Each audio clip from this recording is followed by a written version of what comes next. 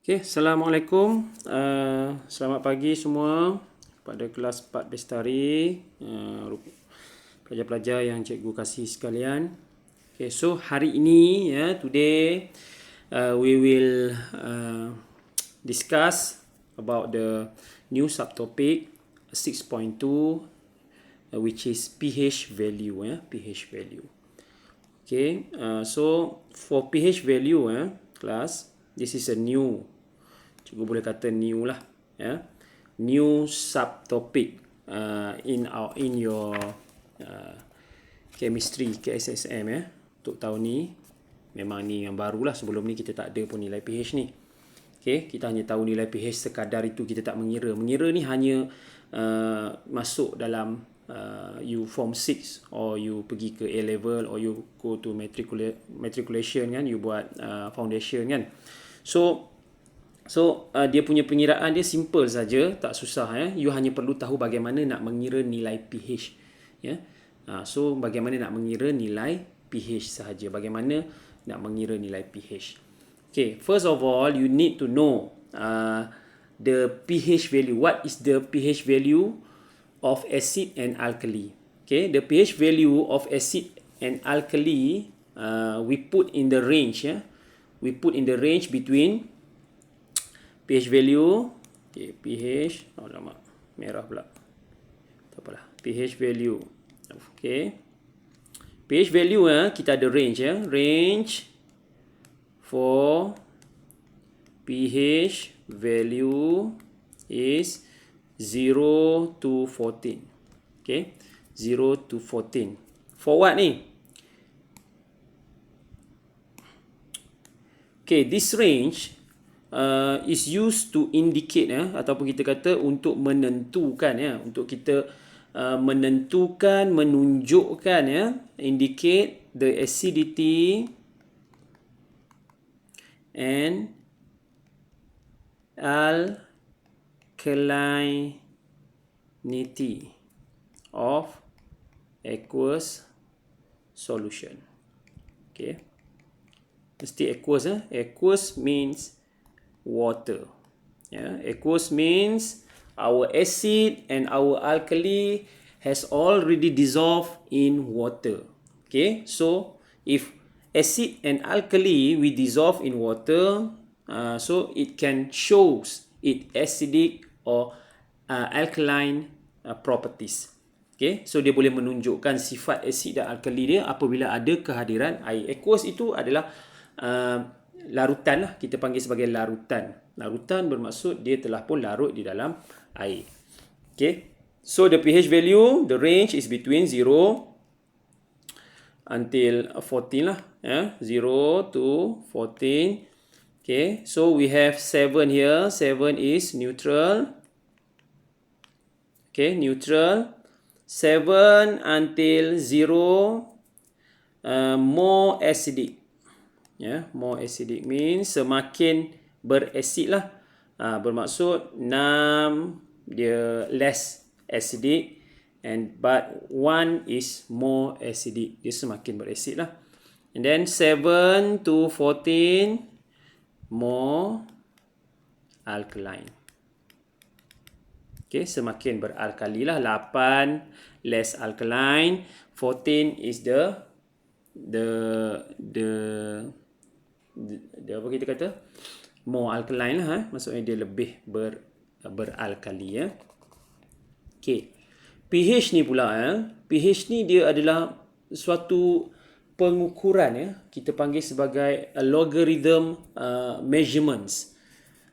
Logarithm measurements ni kita buat ke atas apa? Ke atas hydrogen ion. Okay, ataupun ke atas concentration of hydrogen ion. pH is a logarithmic measurement, okay, ataupun pengukuran logaritma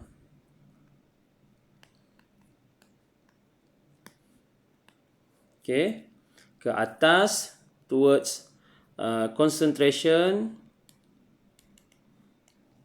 of hydrogen ion. Okay, So dia bergantung kepada kepekatan hidrogen ion itu. Okay.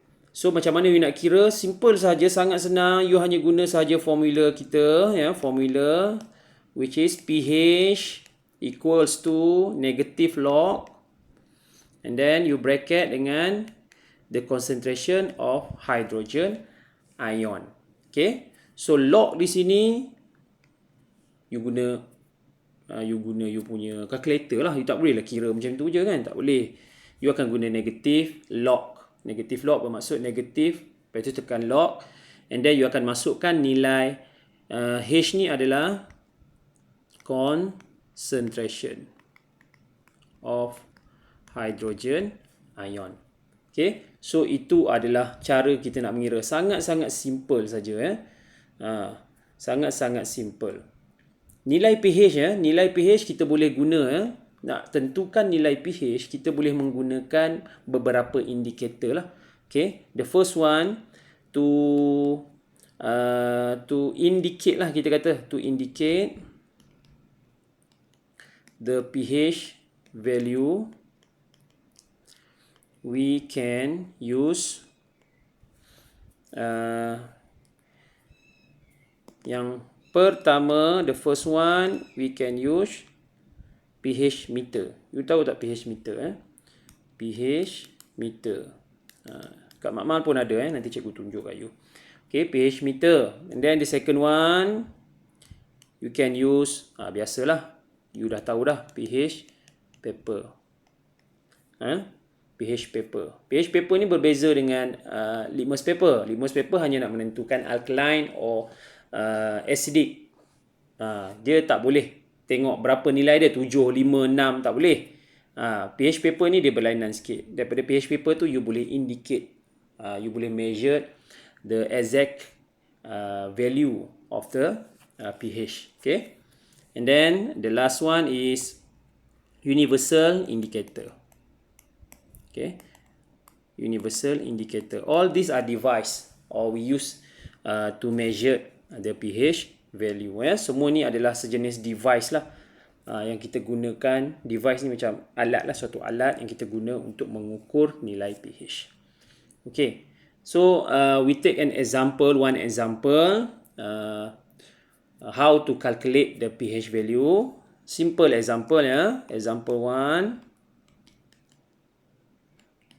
Okay, determine ataupun tentukan the pH value for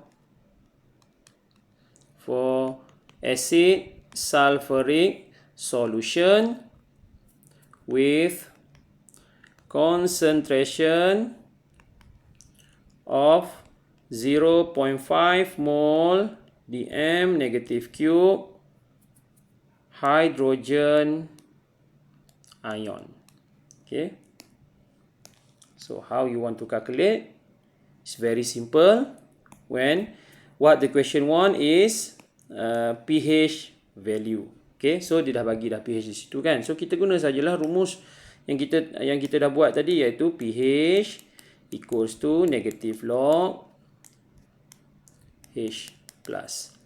Okay, so negative log berapa H plus kita punya concentration ialah 0.5. Ya, 0.5. So you akan dapat nilai dia nanti, you kira, you dapat negatif, you akan dapat negatif 0.3. Okay, so last kali you dapat 0.3 lah. The pH value is 0.3. So you kira begitu saja. Log 0.5 ni you masukkan nilai log dulu. Jangan letak negatif log tu. You nak tekan calculator, you buat log dulu. Jawab ini dulu. Log ni, log 0.5 terus. And then negatif tu you letak kemudian. Ya, supaya you tak keliru dengan nilai itu nanti. Okay.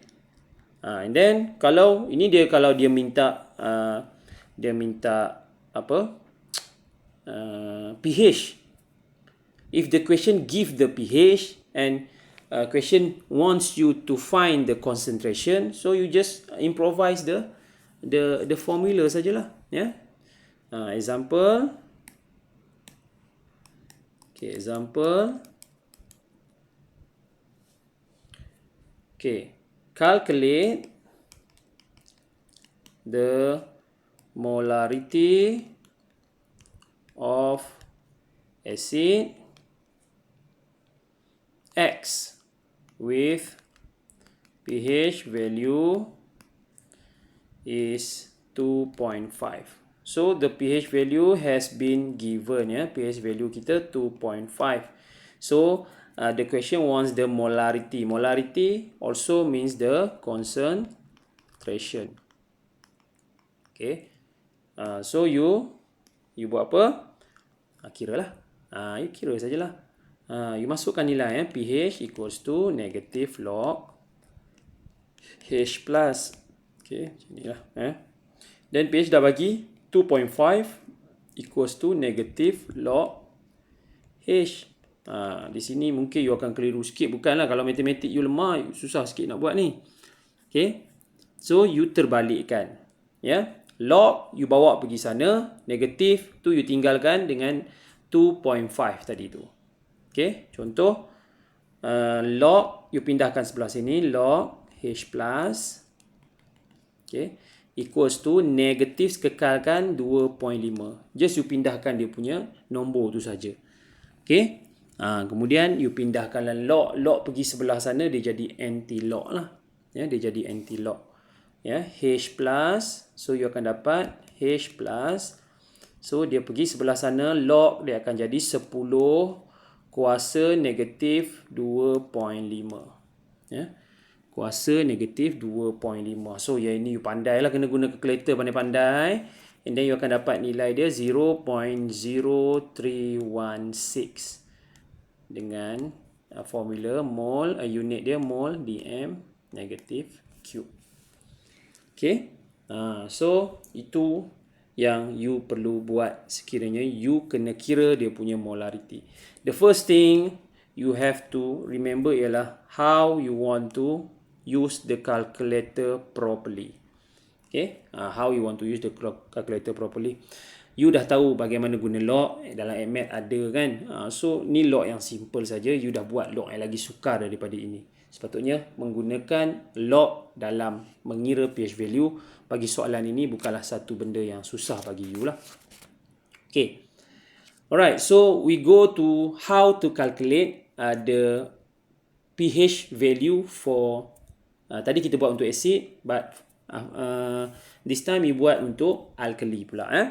Okay, pH value for alkali. First kali apa yang you perlu buat adalah you perlu kira nilai pOH dia dulu, ya. Okay, formula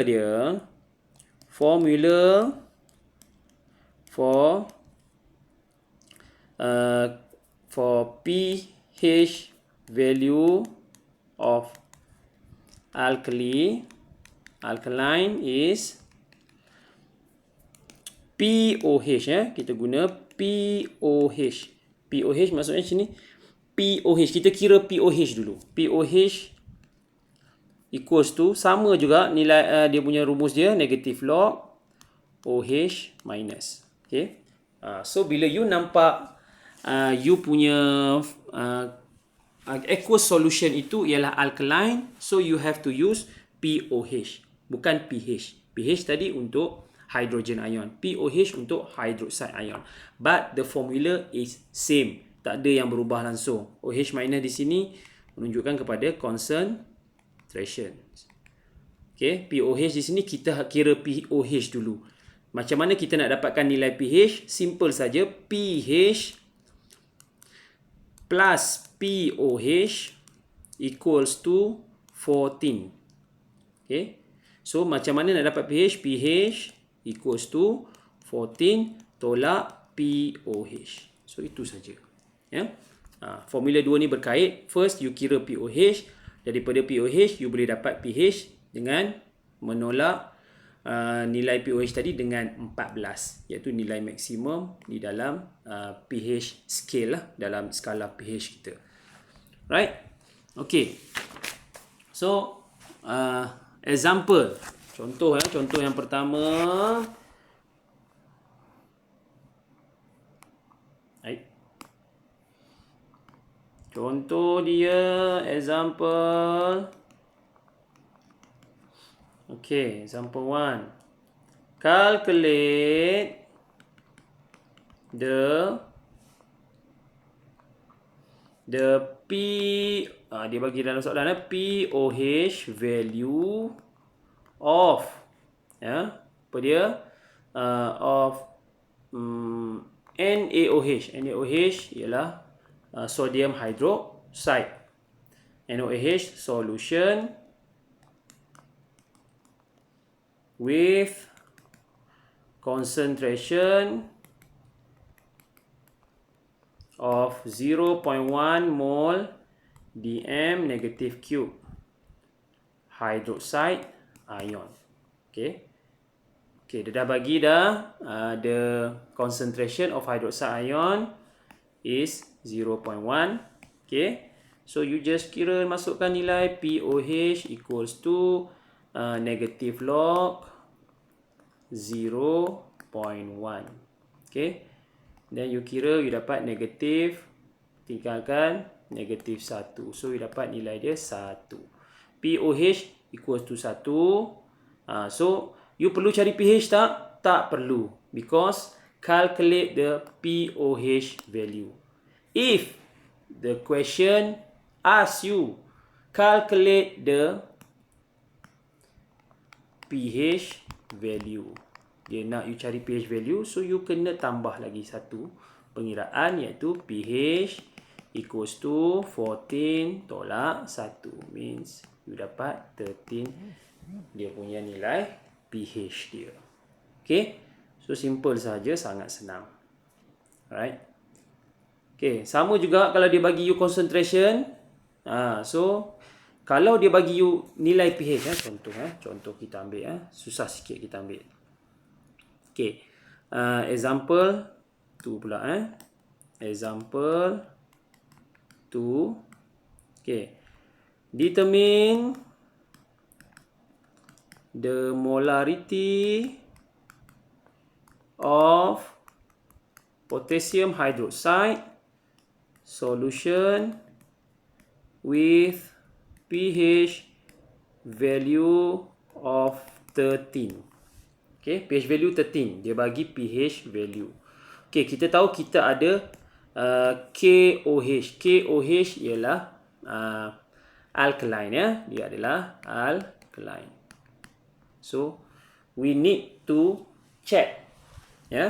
If we want to determine the molarity, we have to find the POH value first. We have to find the POH value. Okay, itu yang penting sebab ini adalah alkaline. So macam mana dia bagi pH 13, so kita carilah nilai POH di mana pH equals to 14 tolak dengan POH. Okay, so pH kita 13 equals to 14 tolak POH. So pindah-pindah, POH equals to 14 tolak dengan 13. So kita dapat POH sama juga 1. Okay, so bila POH 1, barulah kita boleh masuk dalam kita punya pengiraan. POH equals to negative log molarity kita ataupun kita punya concentration hydroxide ion yang kita nak cari di sini kan. Ini yang kita tak tahu, kita nak cari dia. Okay, so POH dah ada 1. Okay, equals to negative log OH minus. Cikgu cakap tadi apa? Pindahkan dia, tinggalkan dengan negatif ni di sini. Kita just pindah kiri ke kanan saja. So kita akan dapat log OH minus sama dengan negatif 1. Okay, so kita akan dapat kosong OH minus equals to anti-log, dia akan jadi 10 negatif 1. So dapat 0.1 mole dm negative cube. Okay, done. That's all for your subtopic pH value. I hope you can understand well. Cikgu dah terangkan semua ya, cara pengiraan dia bagaimana. So tak susah untuk you menjawab soalan inilah. Okey, dalam you punya modul, you buat muka surat 116, 17, 18. Okey, so di situ ada eksperimen. Ni kita kena bincang kemudian lah dalam kelas online kita lah. Minggu ni cikgu tak dapat buat online lagi. Cikgu akan buat minggu depan. Minggu depan mungkin dua kali pun kita akan buat secara online. Okay, so itu saja untuk hari ini. Terima kasih ya. Kita jumpa lagi untuk kelas yang akan datang. Assalamualaikum dan jumpa lagi.